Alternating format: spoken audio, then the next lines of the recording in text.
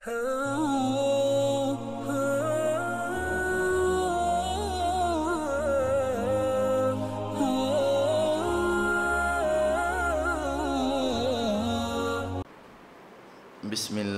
वल्हम्दुलिल्लाहि वस्सलातु वस्सलामु अला रसूलिल्लाहि अम्मा बाद।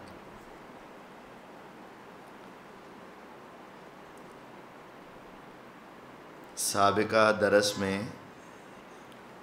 सवाल करना किस से जायज़ है और किस से सवाल करना जायज़ नहीं है, और सवाल बिला वजह मालो दौलत को बस बढ़ाने के लिए करना कितना बड़ा जुर्म है, उस हवाले से हमने अहादीस पढ़ी थी। आज सदक़ात की तकसीम के हवाले से कि सदका किसको देना है, कैसे ख़र्च करना है, कौन कौन उसका हक़दार है, उसके हवाले से बाब है। बाबू किस्मिस सदक़ात, बाब है सदक़ात को तकसीम करने के बारे में। अन अबी सईदिनिल खुदरी रज़ियल्लाहु तआला अन क़ाल क़ाल रसूलुल्लाहि सल्लल्लाहु अलैहि वसल्लम सैयदुना अबू सईद अल खुदरी रज़ियल्लाहु अन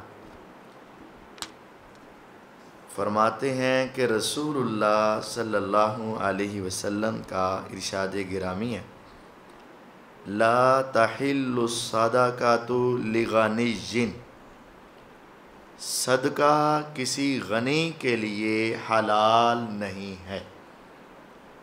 मालदार बंदा हो और सदका ले ले, ये जायज़ नहीं है।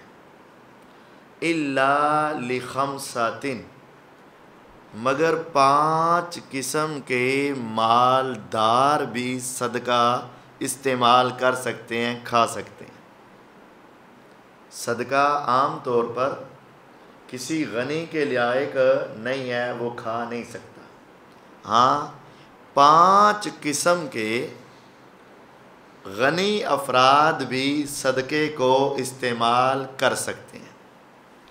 नंबर 1, राजुलुन इश्तराहा बिमालिही, एक आदमी मालदार है, उसने सदक़े की चीज़ को अपने माल के ज़रिए ख़रीद लिया, तो अब चूँकि ये मालिक बन गया तो ये अब उस सदक़े की चीज़ को इस्तेमाल कर सकता है।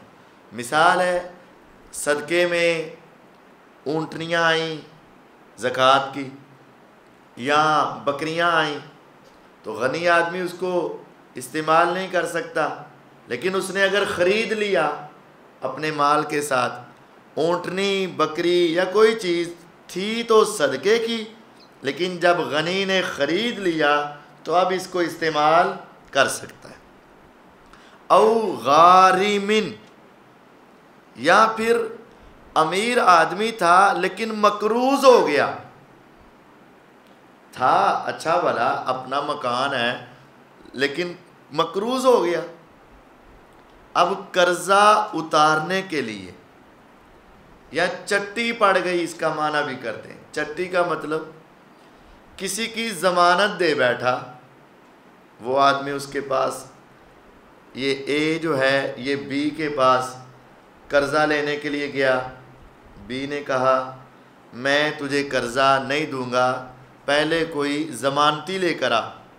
ये ए जो है ये मस्जिद का नमाजी था, मौलवी साहब ने उसके साथ, उसने आकर मौलवी साहब से बात की, जी मैंने कर्ज़ा लेना है, फ़लाँ बंदा वो भी आपका नमाजी है, तो आप उसको मेरा कह दें। तो कारी साहब ने देखा कि यार ये नमाजी है तो चलो दे देगा, तो कारी साहब ने उसे आवाज़ करा दी, ठीक है मैं इसकी तरफ से ज़मानत देता हूँ, ये तुम्हें वापस दे देगा। लेकिन इत्तेफाक ये हुआ कि जो ये बंदा था ये बाद में गायब हो गया। अब वो जिसने कर्जा दिया था वो किसके पास आ जाता है? कारी साहब के पास। कारी साहब के अपने मसाइल इतने थे कि घर का गुजारा अच्छा हो रहा था, उनको किसी से ज़कात सदका खिरात लेने की ज़रूरत है। लेकिन अब जब वो कर्ज़ा चढ़ गया अपने ऊपर या वो चट्टी पड़ गई, वो कहता है जी मैं तो तुहाडे को लैने हैं, तुसी मैनू कहा सी ते इस वास्ते मैं दिते सी। अब कारी साहब जो है या वो बंदा जिसने ज़मानत दी हुई थी या जिसके ऊपर कर्ज़ा आ गया, अब वो सदका लेकर आगे उसको अदा कर सकता है। वैसे इसकी हालत कर्ज़े के बग़ैर या उस चट्टी के बग़ैर सदका खाने वाली नहीं थी। कितने हो गए? 2। औ गाज़िन फ़ी सबीलिल्लाह, तीसरा अल्लाह के रास्ते में गज़वा करने वाला, जिहाद करने वाला। अगर मालदार आदमी भी जिहाद के लिए जाए तो जो दूसरे लोगों ने जिहाद फंड जमा करवाया हुआ है या बैतुल माल में जो माल गनीमत या दूसरी चीज़ें जिहाद फंड के ऊपर खर्च होती हैं, ये बंदा है तो घर में अपने आप के ऊपर बेहतर, लेकिन अब इसको हथियार, असलहा, दूसरी चीज़ों की ज़रूरत है, तो वो बैतुल माल से या सदक़े के माल से जिहादी काम के ऊपर लग सकते हैं। और जो जिहाद करने वाला है वो सदक़े का माल इस्तेमाल कर सकता है। वो तबूक की लड़ाई में नबी पाक सल्लल्लाहु अलैहि वसल्लम ने कहा था घोड़े चाहिए, उस्मान रज़ी अल्लाह अन्हु ने 700 घोड़े दे दिए, और ऊँट चाहिए 700 ऊँट दिए, घोड़े चाहिए 300 घोड़े दे दिए। अबू बकर रज़ी अल्लाह माल लेकर आए, उमर रज़ी अल्लाह ताला माल लेकर आए। तो जो वो तकसीम करना था तो पहले ये देखना था, हाँ भाई ये सदक़े के माल के लायक है कि नहीं।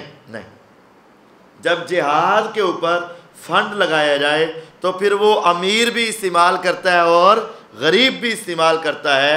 अगरचे वो ज़कात का मुस्तहिक है वो भी इस्तेमाल करता है, और जो ज़कात सदक़े खैरात का हकदार नहीं है वो भी इस्तेमाल कर सकता है।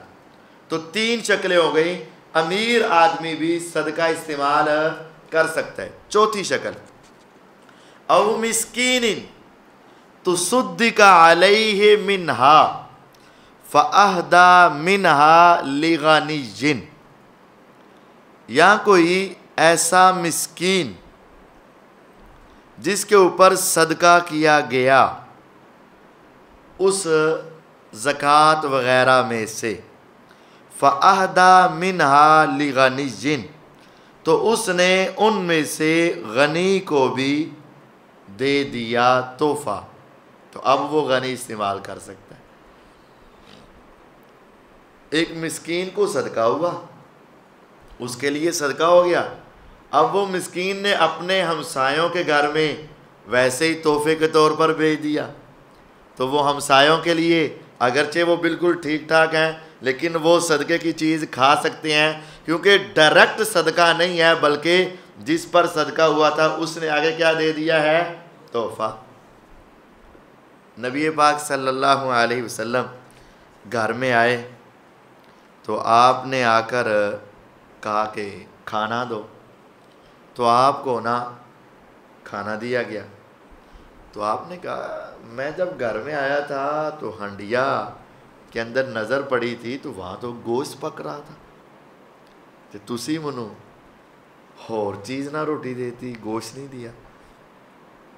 तो उन्होंने कहा कि वो बरीरा रज़ी अल्लाह अन्हा, एक औरत जिसको आज़ाद कर दिया गया, उसके ऊपर किसी ने सदका किया था, बकरी उसको सदक़े के तौर पर दी थी, तो वो तो उसका सदक़े का माल है और आप सदका खाते, सदका आपके लिए क्या है? हराम है, आप नहीं खाते। इस वजह से हमने आपको दूसरा सालन दिया। फरमाया वो बरीरा के लिए सदका है ना, हमारे लिए तो तोहफ़ा ही है ना, तो हमें वो दो। इसका मतलब है ये भी है तोहफ़ा मांग कर भी लिया जा सकता है, तोहफ़ा मांग कर भी लिया जा सकता है। और दूसरा वही कि अगर एक मिस्कीन पे सदका हो जाए, वो आगे किसी को तोहफ़ा दे दे तो वो उसको खा सकते हैं। आम आदमी जो आम हालत में सदका नहीं खाता, इन शक्लों में सदका का माल वो इस्तेमाल कर सकता है। वान उबैदिल्लाह इब्न अदी इब्न अल-खियार अन्ना रजुलैनि हद्दसाहु अन्नहुमा अताया रसूलल्लाहि सल्लल्लाहु अलैहि वसल्लम। उबैदुल्लाह बिन अदी बिन खियार एक ताबई कहते हैं रहिमहुल्लाह, अन्ना रजुलैनि हद्दसाहु, कि मुझे दो सहाबियों ने बताया, अन्नहुमा अताया रसूलल्लाहि सल्लल्लाहु अलैहि वसल्लम, कि वो गए थे अल्लाह के रसूल सल्लल्लाहु अलैहि वसल्लम के पास, यसअलाने ही मिनस सदका, वो हुजूर से सदके का सवाल कर रहे थे। दो सहाबा ने बताया, हम ना नबी अलैहिस्सलाम की ज़िंदगी में हुजूर अलैहिस्सलाम के पास गए और हमने कहा जी हमें सदके का माल दो। फ़क़ाला ओ फ़क़ल्लबा फ़ीहिमल बसर, तो हुजूर ने ऊपर से लेकर नीचे तक और नीचे से ऊपर तक उनको बार बार देखा। कल्लाबा ऊपर नीचे किया, उनके बारे में अपनी निगाह को आपने ना ऐसे अच्छे तरीके से देखा, अच्छे भले लग रहे हैं, सेहतमंद हैं, कद काठ है, कोई बीमारी नहीं, कोई माजूरी हो आँखों में, बाजुओं में, टांगों में कोई मसला हो, आपने अच्छे तरीके से उनको देख लिया। फ़राआहुमा जल्दैन, आपने उन दोनों को देखा कि वो बिल्कुल सेहतमंद है, ताकतवर है। जल्दैन फ़क़ाला, तो आपने उनको कहा, समझाया, इन शेतुमा आतैतुकुमा, ये ना समझाने का अंदाज़ है, अगर तुम चाहते हो ना तो मैं तुम्हें दे देता हूँ, लेकिन बात यह है वला हज़्ज़ा फ़ीहा लिग़निय्यिन, सदक़े के माल में गनी का कोई हक नहीं होता, ताकतवर मालदार आदमी, वला लिक़विय्यिन मुक्तसिबिन, और ना ही वो ताकतवर जो कमा सकता हो उसका भी कोई हक नहीं है। तो देखो जिस तरह एक गनी आदमी, चौधरी आदमी, मालदार आदमी आकर के मुझे पैसे दो, तो तुम भी समझोगे ना कि उसका हक नहीं है। तो जिस तरह गनी का हक नहीं है ना, इसी तरह तुम ताकतवर कमा सकते हो, तुम्हारा भी उसमें हक नहीं। पहले उसको गनी का बताया ताकि उसका जहन गवाही दे कि हाँ यार सदके में मालदार आदमी का हक, पहले वो बताया, और फिर साथ ही बता दिया जिस तरह मालदार का ज़कात के सदके के पैसों में हक नहीं है, इसी तरह ताकतवर का भी हक नहीं है। तो तुम अच्छे भले हो, सेहतमंद हो, मजदूरी करो, कमाओ। यकीन जानो आज भी बहुत सारे लोग अच्छे भले सेहतमंद ताकतवर मांगते पे, दो तीन किस्मों के हैं। एक तो ये मसाजिद में हर नमाज के बाद आ जाते हैं, बेहतरीन कपड़े पहने हुए, शर्ट पैंट पहनी हुई, पिछली सफ़ों में खड़ा होना है, सलाम फेरने के बाद ही खड़ा हो गए, हल्की सी बात करके ऊंची ऊंची रोन लाभ पहना है ताकि दुनिया के दिल नरम हो जाए। अक्सर झूठ। मैं तो चूँकि इमाम हूँ, मैं एक नहीं, दो नहीं, पाँच नहीं, 20 तजर्बे कर बैठा। उस आदमी का रोना देख के उसे कहते मेरे पास आ जा बेटे, जितने तेरे मसाइल हैं सारे मैं हल करूँगा, लेकिन बैठ जा, इनको जा लेने दे, मैं तेरी तहकीक करता हूँ। जब तहकीक करते तो झूठ होता है, फ्रॉड होता है। हम कहते हैं चल हमारे साथ बैठ, तेरे घर में जाते, जो मसाइल होंगे हम हल कर देंगे।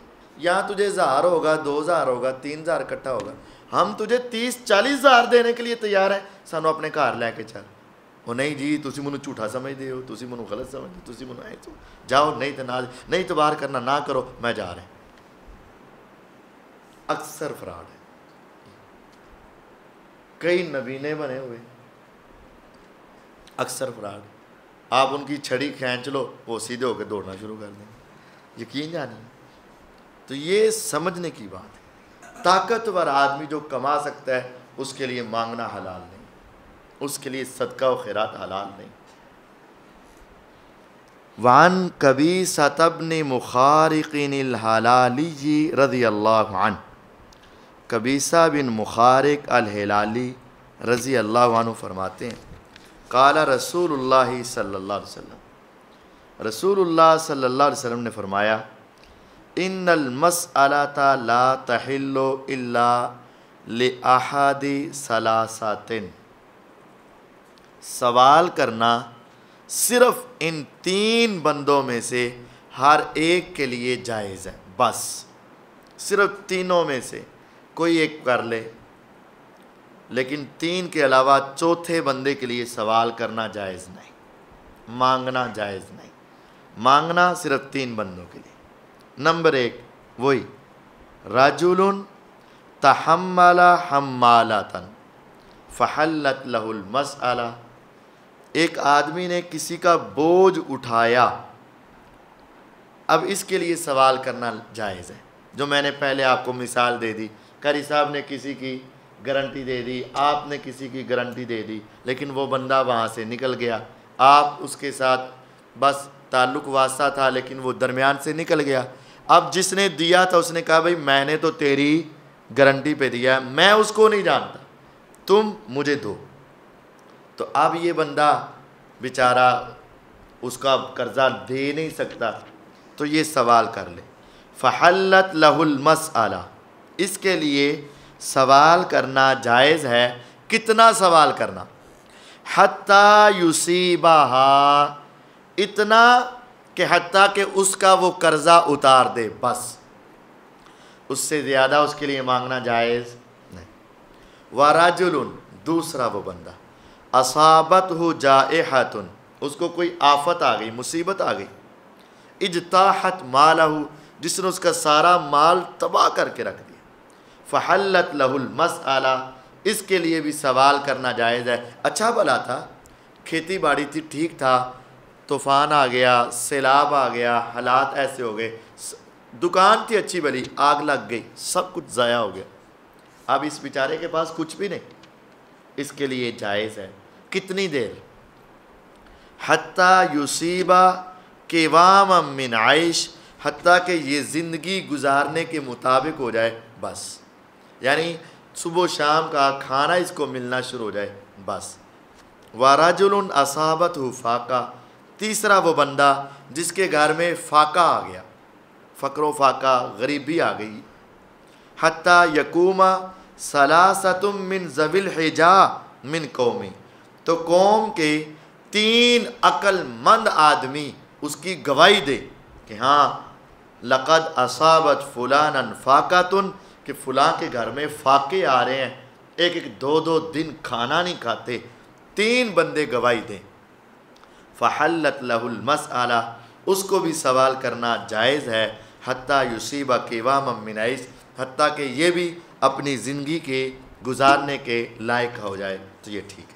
फ़मा सिवाहुन्ना मिनल मसअला, इन तीनों के अलावा कोई भी सवाल करे अपनी ज़ात के लिए, या कबीसा, तो ए कबीसा, हुजूर ने सहाबी का नाम लेकर कहा, ए कबीसा रज़ी अल्लाह अन्हु, इन 3 बंदों के सिवा जो बंदा अपनी ज़ात के लिए मांगेगा, सुहतुन, वो हराम होगा, याकुलुहु साहिबुहु सुहता, वो खाने वाला हराम खा रहा होगा, हलाल खा नहीं रहा होगा।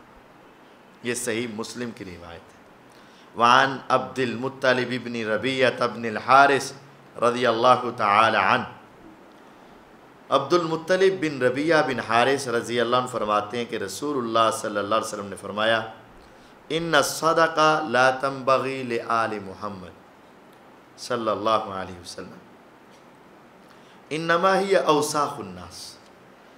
रसूल अकरम सल्लल्लाहु अलैहि वसल्लम फरमाते हैं, सदका पैगंबर और उनकी आल के लिए हलाल नहीं है। क्यों? ये तो लोगों की मैल कुचैल है।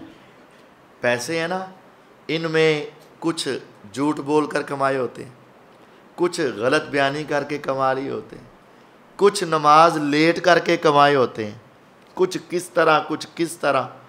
तो उनके अंदर माल के अंदर मैल कुचैल आ जाती, गंदगी आ जाती है। तो जब इंसान सदका दे देता है ना, तो पिछला माल पाक साफ़ हो जाता है, साफ़ शफाफ हो जाता है, मैल कुचैल निकल जाती है। तो ये सदका जो है ये मैल कुचैल है। तो नबी और उनकी आल इस कदर आला और अजीम है कि उनकी आल औलाद के लिए भी ये मैल कुचैल जायज़ नहीं। तो फिर वो क्या करे? अगर वो आपकी आल गुर्बत में चली जाए, अल्लाह ना करे, लेकिन मुमकिन है ना, अगर वो गरीब हो जाए तो सदका वो खा नहीं सकते, तो फिर वो क्या करें? मांग वो सकते नहीं, क्या करें फिर? अल्लाह ताला ने इसका मुतबादल रखा हुआ है, और वो मुतबादल क्या है? वो है माले गनीमत में अहले बैत का हिस्सा होता है। माले गनीमत में वअलमू अन्नमा गनिमतुम मिन शै फ़अन्ना लिल्लाहि खुमुसहु वलिर्रसूल वलिज़िल कुर्बा।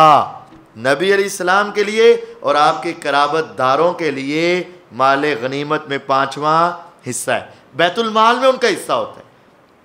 तो अल्लाह ताला ने उनकी ये शान रखी है, वो सदका व खैरात ज़कात के पैसे नहीं लेते, लेकिन हुक्मरान जो खलीफा हो उसकी ज़िम्मेदारी है कि वो बैतुल माल में से उनको अदा करता रहे, उनकी ज़रूरियात को पूरा करता। लेकिन अब तो बैतुल माल भी नहीं है, आज तो बैतुल माल भी नहीं है और उनके हुकूक का ख्याल भी नहीं है। अब क्या करें? अब बाज़ उलमा ने यह फ़तवा दिया है कि चूँकि अल्लाह ताला ने उनसे एक चीज़ रोकी थी और उससे बेहतर रास्ता बताया हुआ था, अब वो दूसरा रास्ता तो हो गया बंद, तो अब उनके लिए मजबूरी के आलम में उनके साथ पहली बात ये है, तोहफ़े के तौर पर लोगों को उनका ख्याल रखना चाहिए, और अगर हालात ऐसे नहीं तो फिर मजबूरी के तौर पर उनको बाद उलमा के यहाँ सदका दिया जा सकता है, क्योंकि उनका मुतबादिल जो था वो ख़त्म हो चुका है। अब वो ज़िंदा तो रहना है, अब वो ज़कात ले नहीं और पैसे हैं नहीं, तो क्या भूखा मर जाए? क्या करेगा वो? तो मजबूरी के तौर पर बाज़ उलमा ने इसकी इजाज़त दी हुई है। लेकिन अगर बाज़ लोग ऐसे हों जो सदका व खैरात के अलावा वैसे उनका ताउन करते हों, तो फिर उनके लिए ये लेना जायज़ नहीं हो सकेगा।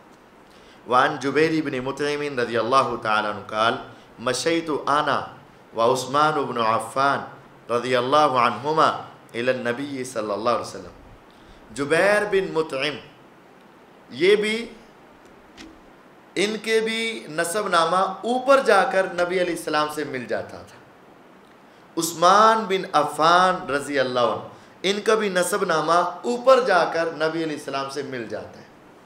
तो कहते हैं हम पैगम्बर अलैहिस्सलाम के पास गए, हमने कहा ऐ अल्लाह के रसूल सल्लल्लाहु अलैहि वसल्लम, आपने आतैता बनिल मुत्तलिब, आपने मुत्तलिब के बेटों को तो दिया है, मिन खुमसी खैबर, खैबर का खुमस यानी माले गनीमत में से आपने मुत्तलिब के बेटों को दिया है, वतरक्तना, और हमें छोड़ दिया।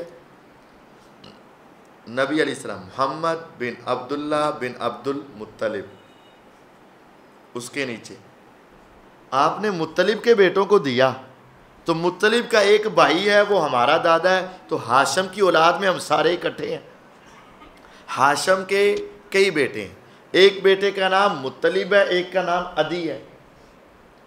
तो आपने मुत्तलिब को तो दे दिया और उसके बेटों को दिया, और हम भी उसके चच्चे ताए के बेटे हैं, हमें नहीं दिया। आपने फरमाया इन्नमा बनुल मुत्तलिब व बनु हाशिम शैउन वाहिद, बनु मुत्तलिब और बनु हाशिम एक शय है, और तुम्हारा नसबनामा दूसरी तरफ निकल जाता है। तुम अहले बैत में नहीं हो, तुम्हारे लिए सदका हलाल है, इस वजह से तुम्हें माले गनीमत से नहीं मिलेगा। उनके लिए सदका हलाल नहीं था, इस वजह से उनको माले गनीमत में हम दे देंगे। वअन अबी राफ़िइन रज़ियल्लाहु अन्हु अन्न नबी सल्लल्लाहु अलैहि वसल्लम बासा रजुलन अला सदका मिन बनी मखज़ूम। अबू राफ़ी कहते हैं नबी करीम सल्लल्लाहु अलैहि वसल्लम ने एक बंदे को ज़कात इकट्ठी करने के लिए आमिल बनाकर, मसूल बनाकर भेजा। वो बंदा बनु मखजूम में से था। उस बंदे ने मुझे कहा, फ़काल ले अबी राफ़े इस हबनी, वो कहता है यार तू ही मेरे नाल चल। आपने असल में किस कबीले के बंदे को भेजा? बनु मखजूम के। अब वो बनु मखजूम का जो बंदा था वो अबू राफ़े का दोस्त था। तो वो कहता है मैंने जाना है तो तुम भी मेरे नाल चल। तो मुझे जो वहाँ से मैंने जाकर ज़कात इकट्ठी करनी है, तो ज़कात इकट्ठी करने वाले मसूल को उस ज़कात में से तनख्वाह मिलती थी। तो उसने कहा तुम भी मेरे साथ चलो, तुम्हें भी उसमें से क्या मिल जाएगी? तनख्वाह मिल जाएगी, तुम्हें भी हिस्सा मिल जाएगा। अब अबू राफ़े कौन थे? अबू राफ़े हुजूर के ग़ुलाम थे, हुजूर अलैहिस्सलाम के ग़ुलाम थे। तो उसने कहा फ़इन्नका तुसीबु मिनहा, मेरे साथ चलो तो तुम्हें भी वहाँ से मिल जाएगा। फ़काला, तो अबू राफ़े कहते हैं ला, नहीं अभी नहीं, हत्ता आतियन नबिया सल्लल्लाहु अलैहि वसल्लम फ़असअलहु, मैं पहले नबी अलैहिस्सलाम के पास जाता हूँ, हुजूर से इजाज़त लेता हूँ, सवाल करता हूँ, फिर जाऊँगा। फ़अताहु फ़सअलहु, वो आए और आकर आपसे पूछा हुजूर मैं भी उनके साथ चला जाऊँ ज़कात इकट्ठी करने, और मुझे भी वहाँ से फिर कुछ माल असबाब मिल जाएगा? आपने फरमाया अबू राफ़े नहीं, मौलल कौमी मिन अनफुसिही, कौम का ग़ुलाम चाहे वो आज़ाद भी कर दिया जाए उसका हुक्म भी कौम वाला ही होता है। तो चूँकि मेरे ऊपर सदका हराम है, हलाल नहीं, तू मेरा ग़ुलाम है, तेरे ऊपर भी हराम है, तेरे ऊपर भी हलाल नहीं। व इन्ना ला तहिल्लु लना सदका, हमारे ऊपर सदका हलाल नहीं, तो जो हुक्म मेरा है वही हुक्म मेरे ग़ुलाम का होगा। जब मेरे ऊपर हलाल नहीं तो तेरे ऊपर भी हलाल नहीं है। अहले बैत के लिए और अहले बैत के ग़ुलामों के लिए सदका हलाल नहीं है। वान सालिम इब्न अब्दुल्लाह इब्न उमर रज़ियल्लाहु अन्हु अन अबीही रज़ियल्लाहु अन्हु अन्ना रसूलल्लाहि सल्लल्लाहु अलैहि वसल्लम काना युअती उमरा अल अताआ, ऐसा इंसान आपको दुनिया में जल्दी नहीं मिलेगा। वो उमर ही थे रज़ी अल्लाह। अब्दुल्ला बिन उमर रज़ी अल्लाह कहते हैं अल्लाह के रसूल सल्लल्लाहु अलैहि वसल्लम मेरे अब्बू को बुलाते और आप उनको कुछ पैसे देते। वो पैसे किस चीज़ के होते? असल में हज़रत उमर रज़ी अल्लाह अन्हु भी ज़कात इकट्ठी करने के लिए जाते थे। वो ज़कात इकट्ठी करके आए और हुजूर ने उनको तनख्वाह दी, उजरत दी, मजदूरी दी। तो आगे से उमर रज़ी अल्लाह अन्हु क्या कहते हैं? फ़यक़ूलु, वो कहते हैं आतिही अफ़कर मिन्नी, हुजूर मेरा तो गुजारा चल ही रहा है, ये पैसे उसको दे दें जिसको मुझसे भी ज़्यादा ज़रूरत है, आप उसको दे दें, मुझे इसकी ज़रूरत नहीं। आज हमारे यहाँ बाद लोगों की लड़ाई ये होती है कि मेरी तनख्वाह थोड़ी देती है, मुनु जलसे दे पैसे थोड़े देते हैं। ये होता है कि नहीं? उमर रज़ी अल्लाह अन्हु क्या कह रहे हैं? हुजूर आते ही अफ़कारा मिन्नी, मेरा तो गुजारा चल रहा है, आप उसको दे दें जो मुझसे भी ज़्यादा इनका हकदार है, मोहताज है, उसको दे दें। फिर हुजूर अलैहिस्सलाम ये नहीं कि एक बारी क्या थे चल रख ले वापस, नहीं, आप फरमाते खुज़हु, पकड़ो इसको, लो, फतमव्वलहु, इसको अपनी जायदाद बनाओ, फतसद औ तसद्दक भी, या सदका कर दो, हमने तुम्हें इसकी उजरत देनी है, अब तेरी मर्जी है, लेकर सदका कर दे या लेकर अपनी जायदाद बना खा पी, ये तेरी मर्जी है, हमने तुम्हें देना है। लेकिन यहाँ बात ये है वमा जाअक मिन हाज़ल माल, ये असल कानून है, जो आए तेरे पास माल, व अंत गैर मुशरिफ, तुझे पहले उसकी लालच ना हो, वला साइल, तूने पहले उसका मांगने वाला सवाल ना किया हो। अगर बगैर मांगे बगैर लालच के कोई दे दे, फखुज़हू, तो ले लिया कर। यानी नेक काम, दीनी काम करने की उजरत लेना जायज़ है, लेकिन ये है उसके अंदर लालच नहीं होना चाहिए, सवाल नहीं होना चाहिए। हाँ, उसके बगैर अगर कोई दे रहा है तो उसको ले लो, फखुज़हू, उसको ले लो, जो बगैर लालच के आए, बगैर सवाल के ले लो। वमा ला, और जो लालच के बगैर ना आए, सवाल के बगैर ना आए, फला तुतबिहु नफ्सा का, फिर तू उसके पीछे अपने आप को ना लगाना, लालची ना बनना, साइल ना बनना। अपनी मर्ज़ी से जो जितना देता रहे आप उसको ले सकते हैं, जायज़ है। अब यहाँ बाद लोग कहते हैं दीनी उमूर पर उजरत लेना जायज़ नहीं। लो जी, नमाज़ा पढ़ांदा है, पैसे लेंदा है, असी ये पीछे नमाज ही नहीं पढ़नी। पता है आपको, एक पूरा ग्रुप है जिसका नाम जमातुल मुस्लिमीन है, वो कहते हैं उस आदमी के साथ ताल्लुक़ रखना जायज़ नहीं, उस आदमी के पीछे नमाज़ें पढ़ना जायज़ नहीं, जो नमाज पढ़ाने की क्या लेता है, उजरत, तनख्वाह लेता। लो जी, ये दीन बेच रहा है। वो क्या कहते हैं, ये क्या कर रहा है, ये दीन बेच रहा है। अब उससे पूछा जाए, अगर नमाज फ़र्ज़ है तो ज़कात फ़र्ज़ नहीं, अगर नमाज इस्लाम का रुकन है तो ज़कात इस्लाम का रुकन नहीं, ज़कात भी इस्लाम का क्या है। तो जो ज़कात इकट्ठी करके आए उसको हुजूर पैसे दे रहे हैं, तो ये दीनी काम पर उजरत नहीं, दीनी काम पर उजरत है। उन्होंने लेने से इनकार किया, आपने फरमाया नहीं, जो मांगने के बगैर आए, लालच के बगैर आए, उसको अगर वो हराम होता तो हुजूर ना देते। तो अगर ज़कात पर उजरत ली जा सकती है तो नमाज पर भी उजरत ली जा सकती है। दो सवाल ज़हन में आ सकते हैं, क्योंकि अगर नहीं करी साहब थोड़ा जा फ़र्क है, देखो ना नमाज तो इन्हें पढ़नी ही पढ़नी सी, तो जब पढ़ा दी थी तो फिर क्यों पैसे। तो हम उसको कहेंगे ज़कात तो उन्हें देनी सी, जब इकट्ठी कर ली फिर क्यों पैसे। उसने हज़रत उमर रज़ी अल्लाह भी ज़कात देते थे, तो ज़कात तो उन्होंने देनी थी, तो फिर क्यों पैसे।